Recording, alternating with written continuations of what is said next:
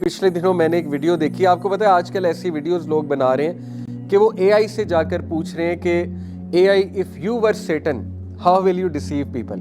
تو وہ اے آئی پورا جواب دیتا ہے کہ میں کیسے ڈیسیو کرتا, اور وہ ایگزیکٹ وہی جواب ہے جو قرآن میں اللہ تعالیٰ نے شیطان کے جو ہے نا وہ بتائے ہوئے ہیں ہتھ کنڈے کہ میں اس طرح کرتا.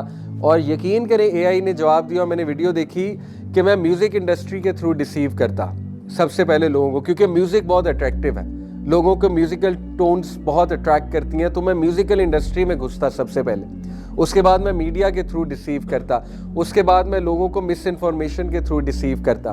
اسی طرح ایک ویڈیو میں نے دیکھی کہ میٹرکس سے نکلنے کا suggest ways to get out of matrix. Matrix آپ کو پتہ ہے نا, یہ ایک ٹرم ہے جو گورے یوز کرتے ہیں. آپ کو پتہ ہے ایلیکس ٹیٹ نے بہت یوز کیا ہے میٹرکس ایک ٹرم.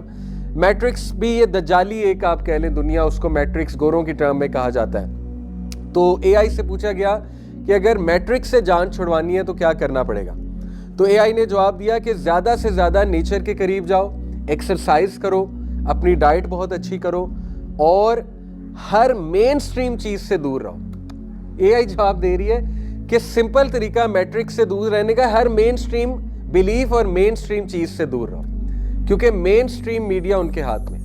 جو چیز مین سٹریم آپ کو آ رہی ہے اور مین سٹریم کی طرف آپ کو لگایا جا رہا ہے, تو سیدھی سی بات ہے کہ کہاں پہ آپ کو لگایا جا رہا ہے. دیکھیں اب تو اے آئی اتنا سمارٹ ہو گیا کہ وہ یہ سلوشن دے رہا ہے, لیکن ہیومن بینگ پہ انٹلیکچوئل پیرالسس ہے.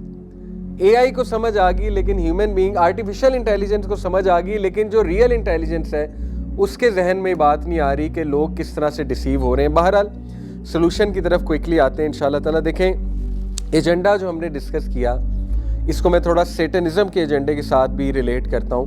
سیٹنزم کا ایجنڈا بہت کلیئر ہے. سیٹن کا وہ قرآن مجید میں بھی مینشنڈ ہے, corrupting gods creation to the کور. انسان کو نیچرل لائف سے اتنا دور لے جانا, اس کو لٹرلی مشین بنا دینا, اس کی کریشن ہی چینج کر دینا, اس کی ہر چیز اپوزٹ کر دینا. یہ تو شیطان نے سورہ نساء ورس نمبر 119 میں 4 جو پرومسز کیے تھے ان میں سے ایک یہ تھا کہ اے اللہ میں ان کی تخلیق کو چینج کروں گا. اور وہ آج آپ کے سامنے ہے کہ ہماری روٹینز اپوزٹ ہو چکی ہیں, یعنی رات کو ہم جاگتے ہیں, صبح کو ہم اٹھتے ہیں. یہ تخلیق ہی چینج ہونا ہے نا, فطرت سے دور جانا ہے. اور ہمیں بری چیزیں اچھی لگنے لگی ہیں, اچھی چیزوں سے ہم دور بھاگتے ہیں. ہم جس چیز کو نالج سمجھ رہے ہیں وہ نالج نہیں ہے اصل میں, اور جو اصل نالج ہے اس کی طرف ہم جا نہیں رہے ہیں, یعنی جو وحی کا علم ہے. ٹھیک ہے, تو یہی تو وہ کرپشن ہے. اسی طرح وداؤٹ اے سول, روحانیت کو ختم کرنا ہے.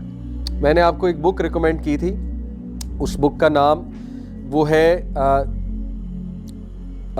لبرل ایجوکیشن کے اوپر ہے. اس کا سوری میرے ابھی ذہن سے نام نکل کے باہر ہے. ہارورڈ کے ریٹائرڈ ڈین نے, ہارورڈ کالج کے ریٹائرڈ ڈین نے وہ کتاب لکھی ہے, ہیری آر لیوس اس کا نام. اس کتاب کا جو لبے لباب ہے وہ ہے کہ does liberal education have a future. ہاں, اس کتاب کا نام ہے ایکسیلنس وداؤٹ سول, ہارورڈ کے فارمر ڈین نے لکھی ہوئی ہے. تو اس میں وہ آرگیو کرتا ہے کہ لبرل ایجوکیشن کا مقصد ہی انسان کی روحانیت ختم کرنا. اور کتنے لوگ لبرل اداروں میں جا کے ڈیسیو ہو جاتے ہیں, روحانیت سے دور چلے آتے ہیں. یہ مذہب چھوڑو, خدا کس نے دیکھا ہے, آخرت کس نے دیکھی ہے, کسی نے آ کے بتایا تو نہیں نا کہ آخرت ہوگی. صرف باڈی پر غور کرو, صرف مٹیریل ایسپیکٹ پہ غور کرو, صرف دنیا پہ غور کرو, دنیا بنا لو. یہی دجالیت ہے. اور end of humanity as we know it, humanity کو ختم کرنا, ہیومن ٹریٹس کو ختم کرنا, اور الٹیمیٹلی ہیومن بینگ کو مشین بنا دینا. تو جو سلوشن ہے جی, سورہ کہف, امیزنگ سلوشن. نبی صلی اللہ علیہ وسلم نے مختلف احادیث میں سورہ کہف کو مینشن کیا. آپ لوگ یہ سوال کر سکتے ہیں, ایک حدیث میں آتا ہے کہ پہلی 10 آیات جو یاد کرے گا وہ دجال کے فتنے سے بچ جائے گا. ایک حدیث میں آتا ہے جو آخری 10 آیات یاد کرے گا. ایک حدیث میں پوری سورہ کہف کا ذکر ہوتا ہے. اب کوئی پوچھ سکتا ہے یہ تو کنٹراڈکشن ہے, آخر کیا کریں, پہلی 10 آیات, آخری 10 آیات, یا پوری سورہ کہف پڑھیں, کیا کریں؟ اسکالرز اس کا بڑا خوبصورت جواب دیتے ہیں کہ ہمارے دین میں اتنی وسعت ہے, ہمارا دین اتنا ایزی ہے, اور سب کا خیال کیا ہے دین نے, کہ جو انسان 10 آیات شروع کی یاد کر لے گا وہ بھی انشاءاللہ بچ جائے گا, جو آخری 10 یاد کر لے گا وہ بھی بچ جائے گا, جو پوری سورہ کہف پڑھ لے گا وہ بھی بچ جائے گا انشاءاللہ تعالی. یعنی سب کو فائدہ ہے. ان اللہ وملائکتہ یصلون علی النبی يا